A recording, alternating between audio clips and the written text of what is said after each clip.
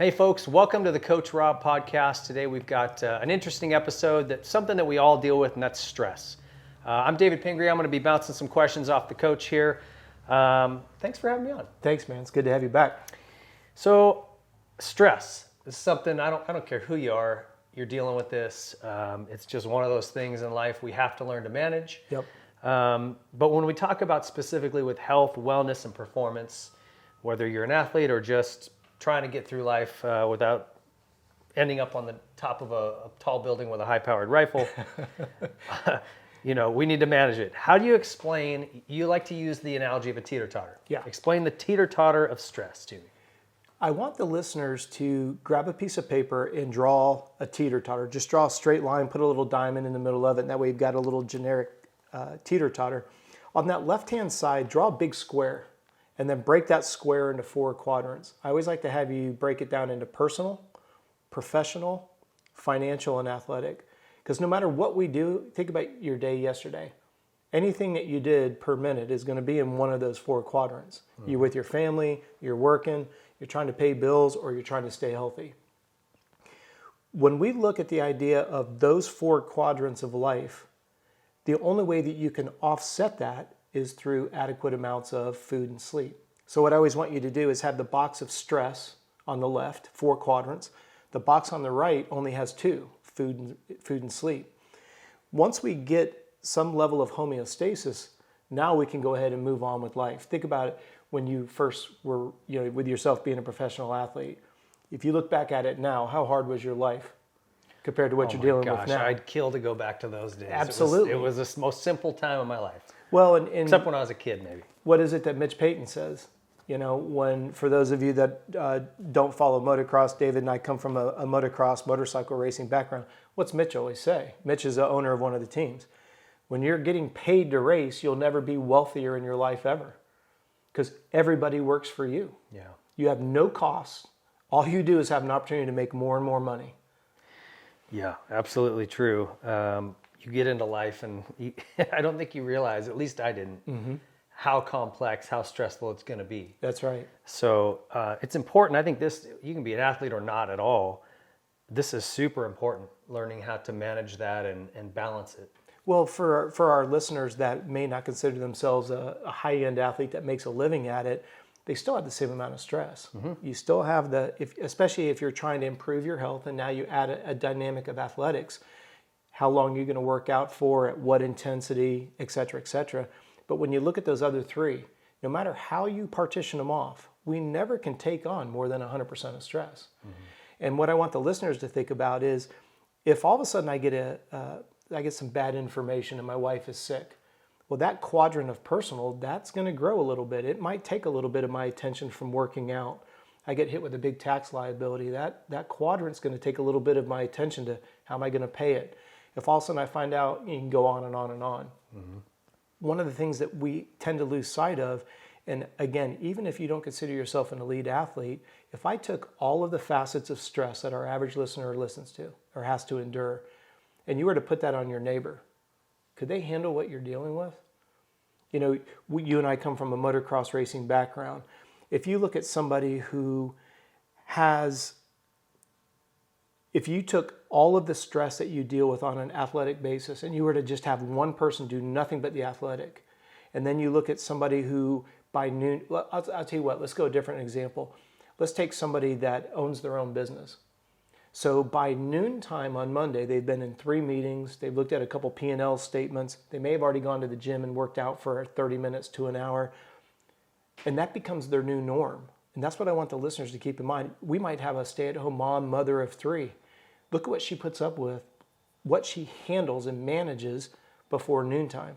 She's getting... she's a saint, by the way. That's harder than anything any of us do. It's probably the best example, right? Because she's got 3, let's say she's got little ones at home. She's got one that's at school age, so she's got to get that one dressed and fed and ready and to school. Then she's got her partner that she's trying to get out the door, fed, dressed, ready. Then you've got the little one, very unpredictable, maybe running a fever, something's going on. You've got the AC guy that's coming over to do the Freon, and she's balancing all of this.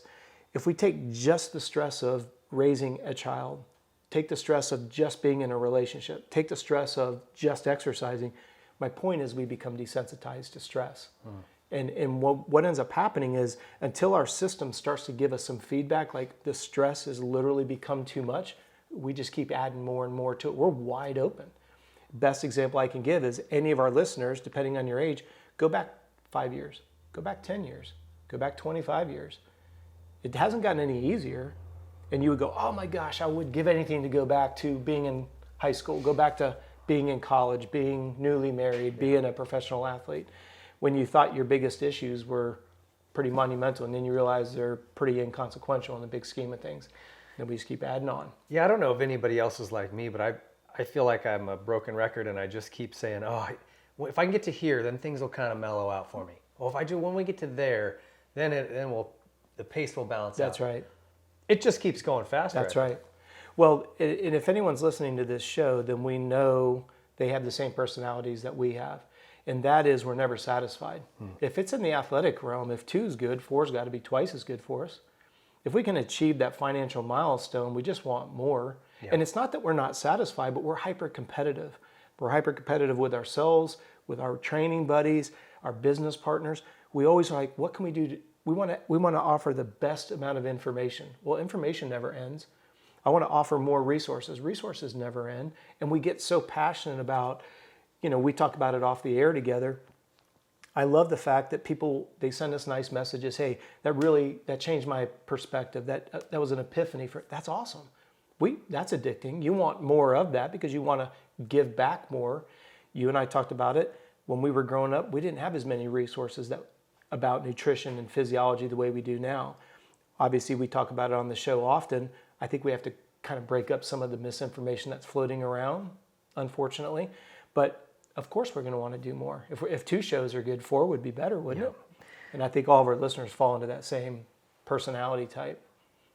And so we talked about the 4 quadrants of life: personal, professional, financial, athletic. Your stress is what you're going to be, or your offsets to stress: food and sleep. Yes, sir. What is the QQ of food and sleep? When you talk about that? We refer to that as quality and quantity. If you watched our podcast or had listened to our podcast when we talked about rest and recovery, we talked about Q and Q, and relevant to sleep, it's not only just how many hours of sleep you get, but what's the quality of that sleep, particularly deep sleep. And we work on a ratio of deep sleep to awake time. Like we teased, I don't want you to be laying in bed for 9 hours, but you really only get 5 minutes of real quality sleep. That's the difference between the quality of the sleep and the quantity of the sleep. Right. When you look at food, quality and quantity, especially for the listeners that are athletic, they really underestimate how many calories they're burning on a daily basis. When you take the average individual, take their body weight, and you add a 0, that's how many calories they're going to burn just to sustain life. And I think people underestimate, they go on a bike ride, they go on a 30-minute walk, or they go do some sport-specific activity. All of a sudden they're surprised to see that they burnt 600 calories, 700 calories, 800, which doesn't sound like that big of a deal. I want the listener to contemplate, or if you train with heart rate monitor, go and look and really quantify what your caloric burn rate is, and then divide that by 75. Because if you look at an extra large egg as 75 calories, someone's burning 3,000 calories, divide that by 75, that's a lot of eggs. I don't know about you, but I can eat 3 at breakfast and don't need to eat all day long. I feel full. I always find nutrition is an interesting concept because we know that we need sleep and food to work together. If I satisfy appetite through food, I know I'm going to sleep better. Food with sleep helps me offset this game of stress. But then when you start to quantify it, I have never, in 37 years, never once have I had somebody that comes to me that eats enough. I don't care if it's a quote-unquote general fitness or whether it's an elite athlete, because we don't understand the caloric burn rate. And a lot of us think when we think of caloric burn rate, we think, well, I've got to be sweating, I got to be in the gym, I got to be. No. When you're in a high-power meeting and you're just working your brain, you've been in environments trying to work with your children, with your daughters at soccer or whatever, and you're just go, go, go. How tired are you at the end of the day? You didn't go work out for 12 hours. Yeah, any kind of stress. We talk about this all the time at the fire station. I'll go work at a slow station. We run maybe 3 or 4 calls all day. Okay.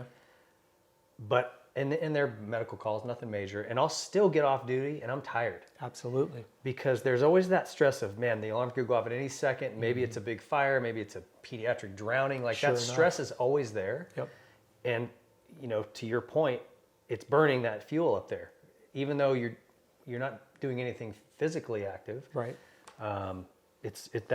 Even that kind of stress will burn calories. And in the context of what we're saying today, can you imagine if I could take a blood sample every hour? Because when you're looking at stress, one of the negative, probably the worst part about stress is the negative effect on the body's health. Constant stress, people that are in bad relationships, people that are in bad jobs, people that are financially strapped, people that are unhealthy. I use those same 4 quadrants. We've all been there. Mm-hmm. When one or all of those are not going well, if you were to take a blood sample, a hormonal byproduct of stress is cortisol. The best example I could give the listeners is if you almost get in a car wreck and you get that flush feeling that comes over you, that is cortisol dropping into the bloodstream. It's part of your fight or flight. It's not healthy. Mm-hmm. Now you go, yeah, of course not. I almost got in a car wreck.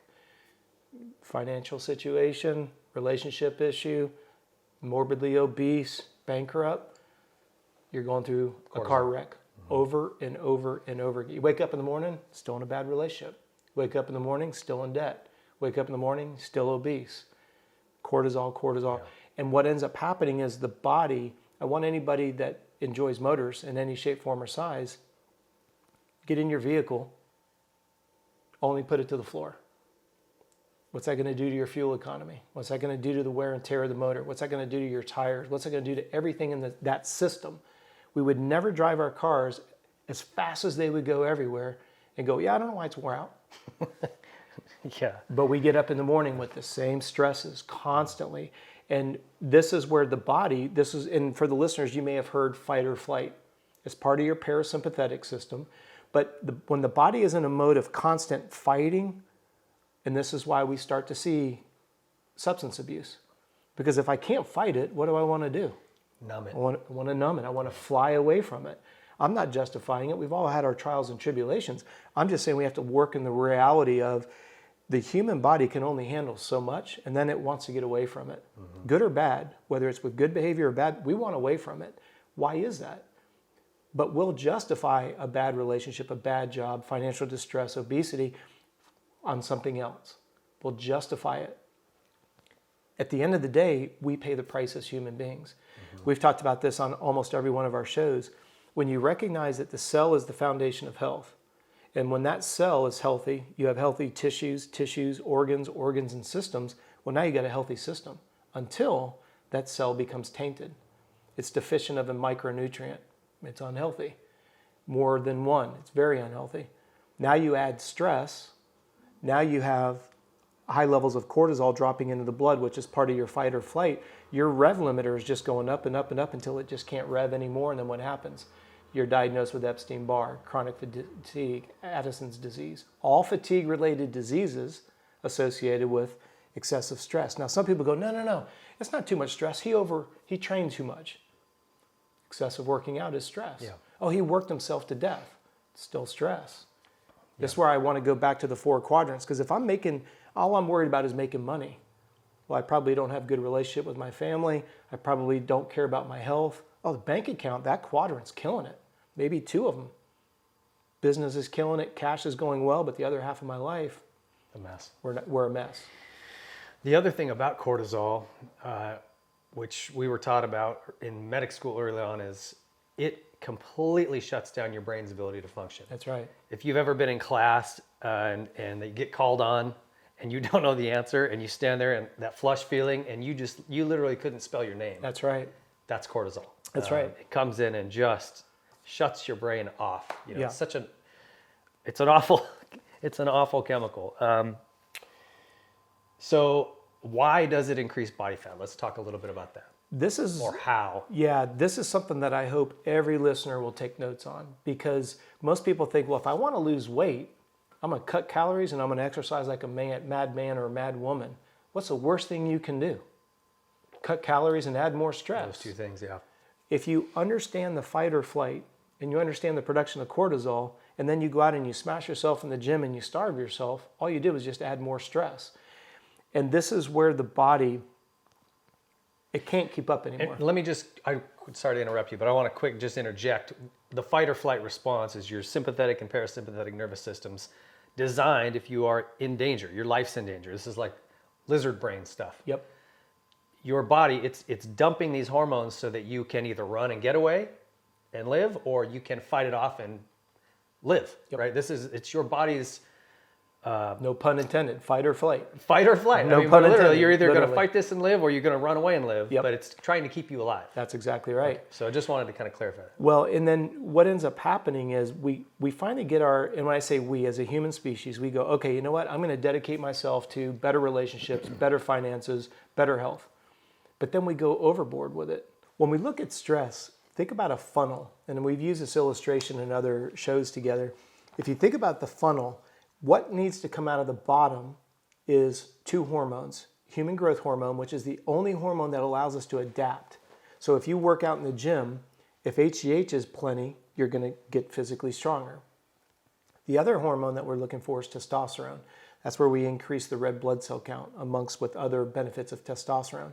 But I want the listener to think about the funnel as the adrenal system. We've already said the adrenal system is what lets you deal with stress. So for the system to do its job, we know what the job is: excrete hormones, recovery hormones. What goes in the top of it? So if the body doesn't get high quality MCTs, medium chain triglycerides, good oil, good fats like extra virgin olive oil, raw nuts, coconut, chia seeds, all of those, think about it. You're asking a system to produce something without the necessary ingredients to produce something. And when you look at stress that way, that's why we always, if you go back to the original illustration, the category of stress can only be offset with food and sleep. Well, now we're talking about the quality of sleep. There will be no quality of sleep unless you satisfy appetite before you go to bed. Now the funnel can do its job because it has what it needs. Hunger has been satisfied, so the body goes, we can go to sleep now. That hierarchy of needs is checked off. Now the body gets high quality oil, comes in the top, it does its functions, it excretes the hormones. What happens? You wake up fresh and leaner. People go, wait. I got leaner because I went to sleep? It's the only time your body releases HGH, hypothetically speaking. You and I have had a conversation about if you can get a little nap in during the day. Absolutely. That's big because, again, even if it's 30, 45 minutes, you're producing... It's like a fuel injector. You're just getting that little dose. There's scientific evidence that HGH is in testosterone, that hormonal release is usually about 15 to 20 minutes into your sleep. That's why a power nap works. But think about it. When you were racing as a professional athlete, if I could get you to nap even twice a week, you get 9 days of HGH and testosterone in 7 days. Nap 7 days, you get 14 in 7. So when you're looking at human performance improvement, it's not just the work you do, it's your ability to recover. Well, it isn't just the ability to sleep for 8 hours, it's to give the body what it needs to do. It's see how this all cascades together? Yep. I want to protect sleep. Well, you better satisfy appetite. I satisfy appetite, now I want the internals to do their job. For example, think about when you tear down muscle. You need amino acids, which come from protein sources. You need aminos to rebuild muscle. But you're asking the body to rebuild itself without giving it the aminos and go, why am I not putting on lean muscle mass? Why am I not dropping body fat? Because you're not sleeping at a deep enough level, REM 3, to produce and excrete HGH, which naturally makes you leaner. And that's the epiphany I want the listeners to have. So the stress is affecting your sleep.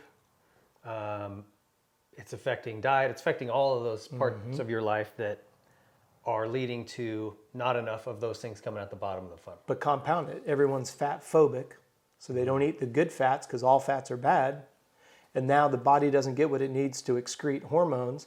It hasn't satisfied appetite because everybody's being told to go calorically restricted. Now the body doesn't want to go to sleep because it would rather be fed, and you're asking it to produce something without giving it on either side of the conversation. And that's why the food and sleep also produce that fat, right? It's food's in, no sleep, so you can't produce the HGH. So you get fatter. And that's where people don't understand cutting calories in overtraining, high intensity interval training. In a textbook environment, absolutely it works. But I've never had a client that presented themselves that's getting adequate amount of sleep, eating adequate amounts of quality and quantity of food to say, yes, let's go ahead and do that HIIT training. Do I like it? Do I get it? Yes. Do I see where it could be beneficial? Yes. But not in the real world. So you would prefer just more moderate paced training and fitness? A mixture. It can't okay. be just all of one or just of the other, because one, we would all get bored to tears. But right. And I use this as an example because for years, I think it was about 6 or 7 years, I CrossFit a lot and I loved it. It was my wife and I's kind of hobby together. You and I are both very competitive. So to me, it was like a race or a meet every time. Yep. And I was just loving it until hips and shoulders and things started getting tight and screwed up. But I did notice what you're talking about. I kind of just ran myself into the ground and, not knowing all this information at the time, what you say now just really resonates. Well, and when you go from, remember we talked about every show, we want to talk about general fitness all the way to elite level performance. If somebody's just wanting to drop weight and they're being told that they're not doing enough, and I'm always blown away by that. I mean, I've had athletes, clients that when they get home from work, when they leave the office, I say, put on a pair of walking shoes. When you get home, do not go in the house, because now the responsibilities begin. Walk down the street for 5 minutes and come back. They go, well, that's only a 10-minute walk. Well, over the course of Monday through Friday, that's 50 minutes. It's more than you did last week.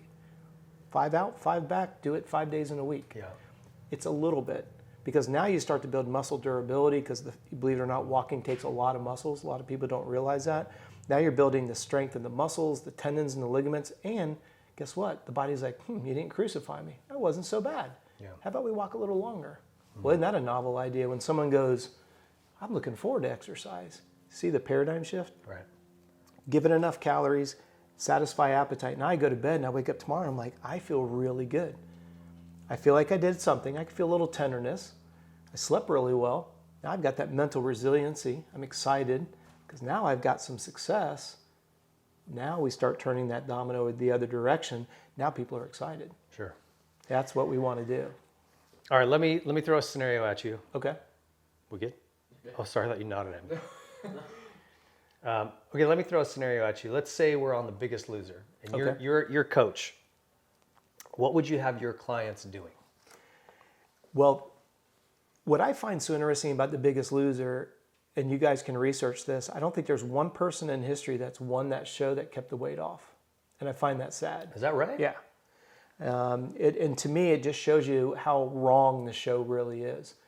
If you study how much medical attention that they have behind the scenes, because they take these morbidly obese people and they're putting them on a treadmill to where they almost, vomit, and you got Julian and the other guys screaming and making fun of them, and I get it, it's made for TV.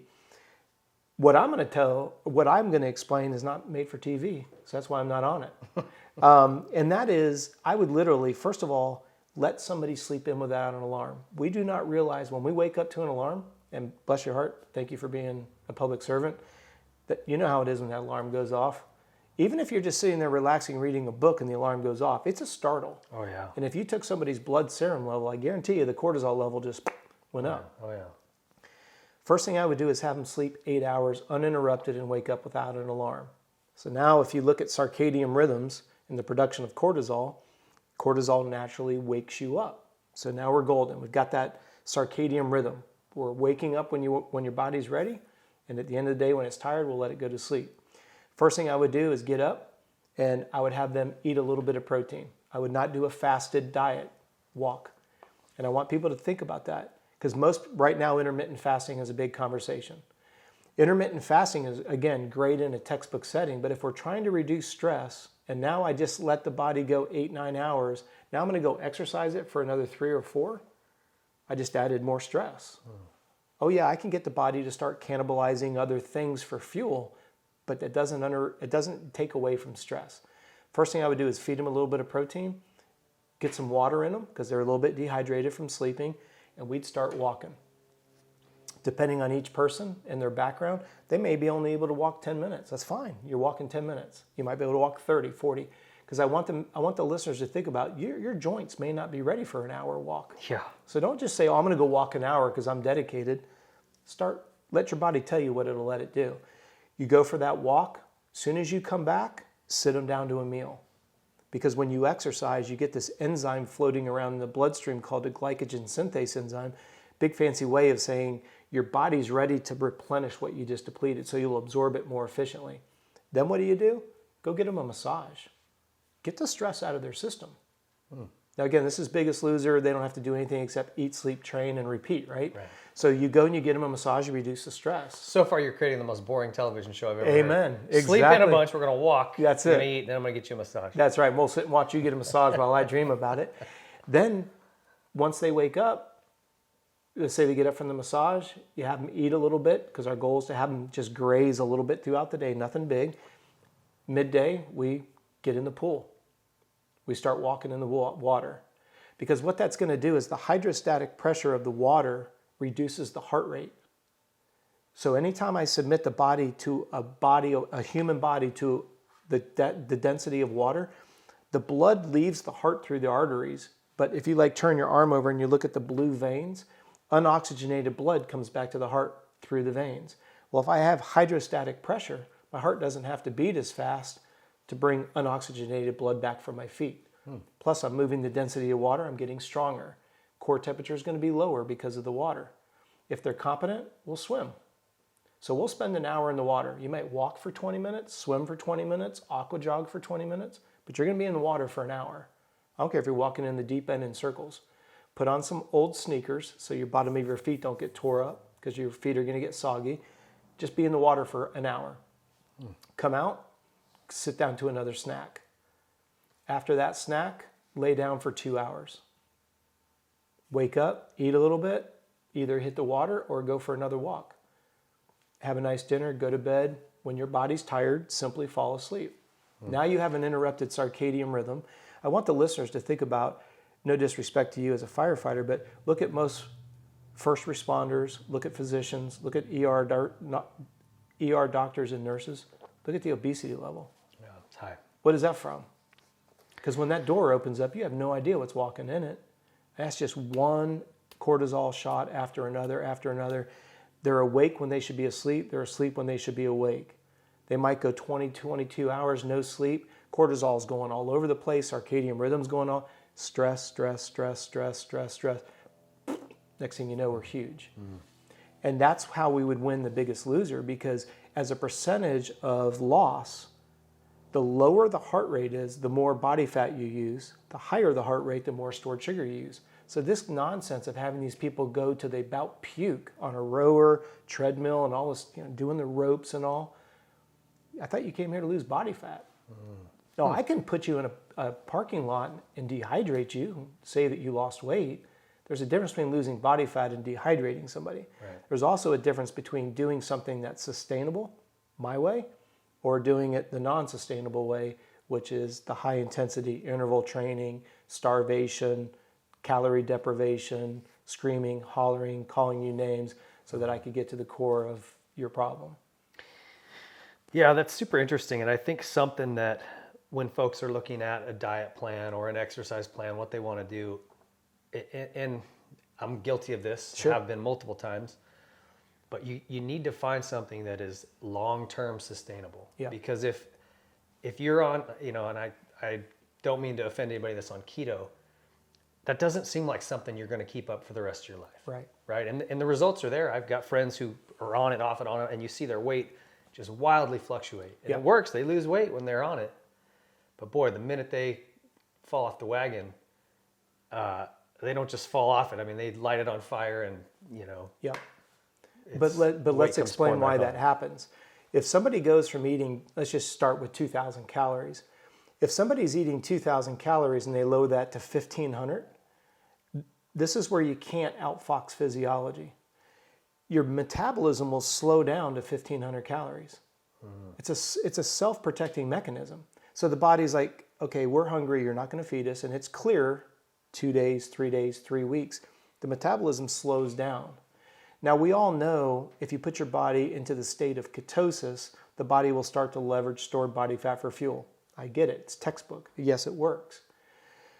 What happens is you get tired of eating that way, because you've even said it, your friends finally go off of it for a multitude of reasons. Why? Well, now let's just say we go back to 2,000 calories. Well, if the metabolism is slowed down to 1500 and it now thinks it's in a starvation mode, take yourself away from the comforts of your house and plop yourself down on an abandoned island. The body's in self-preservation mode. Now all of a sudden it gets those 500 calories back. You get 9 calories of energy from a gram of stored fat. So everything you bring in, I'm in preservation mode. I'm going to convert it to stored fat because I think you're trying to kill me. This is why it's called a yo-yo diet, and this is why the weight loss industry is a multi-billion-dollar industry. It's designed to fail. If I can get you to go down, you're going to get fed up on it. So you go from, let's say, 160 pounds, you lose to 150 pounds, you go to what? 107. Next thing you know, you're at 170 pounds. You go, oh, see, I got to starve myself. You go back down to 160. You go, I can't eat like this. You go up to 180. You do this indefinitely for your whole life. And that's why it's designed to fail is if you mess with the basal metabolic rate, the body's going to constantly, we call it the tail following the head of the snake.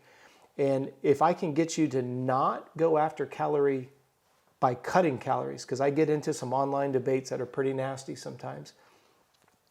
I'm not a believer of calorie cutting to lose body fat. I'm more interested in reducing stress first. And then if we do need to drop some body fat, what you do is you do more low intensity training because I leverage more stored body fat and I cut down on the amount of high intensity training, which only depletes stored sugar. The Tour de France has done it for years. You watch these guys, October, November, December, they'll go on a 6-hour bike ride at 15 miles an hour. Why?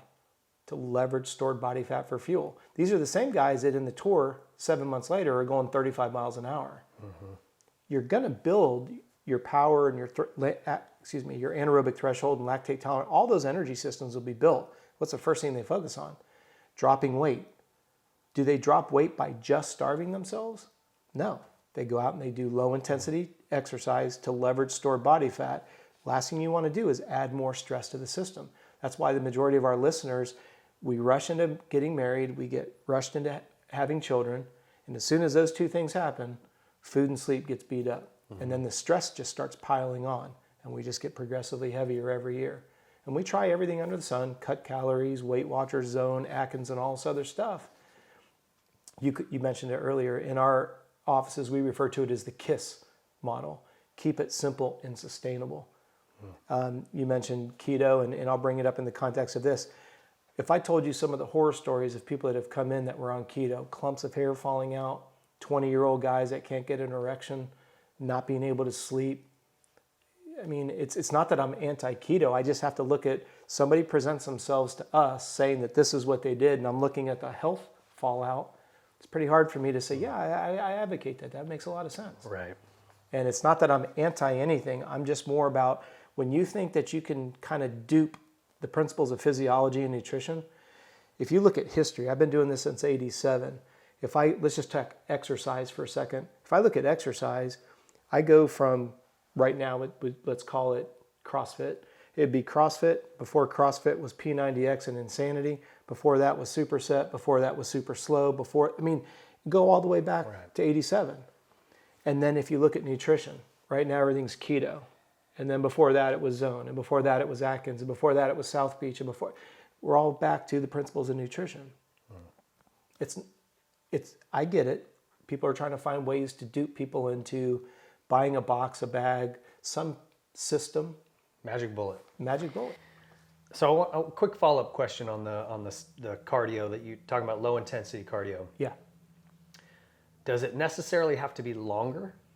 It's not that it has to be longer, but think about what you're trying to do. You're telling me that you want to burn body fat. So the longer you do it, the more success you're going to have with it. Sure. If you only want to lose 1 pound in a week, that'd be very realistic. If you're somebody that wants to lose 3 or 4 for whatever reason, the more time you give it, the faster it's going to work for you. And then you bring up a good point, because this is why people have a tendency to gravitate towards, well, if I can't do the duration, then I'll cut the calories. I get it in theory. Or I'll go harder for 30 minutes and that'll be the same as walking for an hour. You hit the nail on the head, because you're essentially doing it the wrong way both ways. If you take the intensity up, you're only burning more stored sugar. Then people go, then why did I lose more weight? Dehydration. So just if you're going to look at the scale, that's a different story. We only use the scale to evaluate hydration and inflammation. So if you step on the scale in the morning and you're up 2 or 3 pounds, that's more of an inflammatory response to exercise or nutrition. Because if you had a real easy day and you still were up, you probably are having a negative reaction to something that you ate. That's why keeping a food log is helpful. On the flip side of that, at night, you should always be 3 to 5 pounds heavier than your morning number. That's how I know you're properly hydrated. Now, for some of the listeners, they go, holy cow, I need to be heavier every night? Yes, that's how you know you're hydrated. How you can test it 2 ways is that you notice the next morning you're down 3 to 4 pounds. You didn't work out in your sleep, but you lost all that water weight through respiration and bodily functions. Well, that sounds great for someone who wants to scale to say a certain number. Well, if you keep losing 2 to 3 pounds every night, by Friday you're just dehydrated. You're a piece of beef jerky. Exactly. You're a beef. That's a great one. So now by Friday you're lighter, but you're dehydrated, but you're not leaner. Yeah. We only use tape measurements every 6 weeks to look at the building of lean muscle and the dropping of unwanted body fat. The scale is only for inflammation and swelling in the morning and hydration at night. Now, there's going to be some people that say, no, that's not true. That scale is telling me percentage of body fat. All right, let's talk about it. There's roughly 3,500 calories to a pound of fat. So if that scale is up 2 pounds, did you seriously eat a surplus of 7,000 calories yesterday? You'd have to eat a lot. A lot. Yeah. Because if we're back to that subject of fruits and vegetables, the good news about fruits and vegetables is they're nutritionally high quality and dense, but they're calorically anemic. So if an extra large egg is only 75 eggs and you're burning 3,000 calories, that's a lot of eggs. If you're looking at a bag, you know that salad, Salad Express, the bag, it's only 75 calories in that entire bag of salad. So if you're needing 3,000 calories and you're committed to food, you're going to eat yourself right out of, you're going to run out of time. You're going to wear your teeth out. Literally. Going through salad. But when you want to come back to me and say, no, that scale, I'm fat. I'm 2 pounds heavier. I gained weight. All right, I'll meet you in the middle. Show me what you ate yesterday. Show me this extra 7,000 calories that you converted to body fat since yesterday morning. No one's ever been able to do it. Truth of the matter is your body can't convert that fast. Right. But if you're hell-bent that that's all body fat, then you got to use the numbers both forwards and backwards. Because if you ate 7,000 calories, I'd like to see you'd be so bloated and you'd be so miserable, you probably wouldn't even been able to get on the scale. I think I could do it with Krispy Kreme donuts. But it's funny you say that because I've had somebody that have said, well, what if I eat McDonald's? And I don't know the exact amount. I haven't looked at it in a while. How many calories are in a Big Mac? Let's say 300. Let's be optimistic. Let's say 500. 7,000 divided by 500? You would have eaten that many Big Macs in 24 hours to put on that 2 pounds of fat that you're saying. It's a lot of Big Macs. If you want to play the numbers game, I'll play the numbers game. But you can't only use them one direction. Right. So I want that to be a big relief for people because the scale is not your enemy. It really isn't. No, and I think people place too much value in that. It does, because they don't know how to interpret the information that's coming on it, which comes back to if the scale's not going the right way, I'm going to cut calories. And then when they cut calories, they go, see, I lost weight. No, you just became dehydrated. Because when your body, let's just take an apple. When you eat a carbohydrate, it gets stored in your body. A carbohydrate gets converted to stored sugar. Stored sugar is called glycogen. When your body converts from an edible carbohydrate to stored glycogen, for every 1 gram of for every 1 gram of sugar that goes into the body, 2.8 grams of water is part of that conversion rate. So if I take calories away, I just dehydrate you. This is why when you look at a lot of the like Zone, Atkins, South Beach, when someone buys that book, all they want to know is what they're allowed to eat. What they won't tell you is, if I don't let you eat fruits and vegetables, you will definitely be 10 pounds lighter by the end of the week. But they don't tell you why. Man, yeah, that's tricky. What's frustrating. Yeah, it's frustrating. That's what's frustrating. Well, I hope this helped you guys. And like I said, stress is something we're all going to deal with.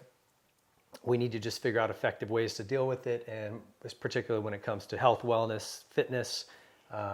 This is a great tool. Hopefully you guys got something out of it. Stick with us. We've got a lot more podcasts coming. So thanks a lot, Coach. Thanks for your time, bro. We'll be back again. See you soon. Take care.